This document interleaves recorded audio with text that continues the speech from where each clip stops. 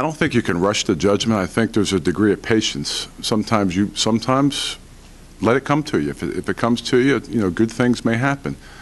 But if you see a player sometimes that you go, gosh dang, I'd really like to have him on my team, let's roll up there and see if we can get a trading partner to go up. But then again, if there's not really a player who you feel can help you early on, trade back. So that's why you're actively, setting some limits with other teams in terms of, okay, are you willing to trade up? Are you willing to trade back? So that's kind of why you do the legwork now. And just that way it helps you as you're on that draft day. Don't overthink it.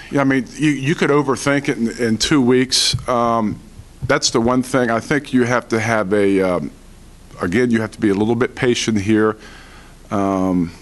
It gives you a little bit extra time to do certain legwork that maybe you felt you were rushed on, let's say like in last year's draft. But I think it gives you a little bit more time to relax, recharge, just kind of sit back. It doesn't give you, don't overthink it is the easiest way to put it. So this is a good time for you then. You know what? Every personnel guy loves the draft. Because you have a chance to help your organization, to build and add quality players to that.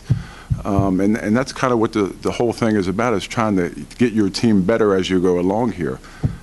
It doesn't make a difference to me.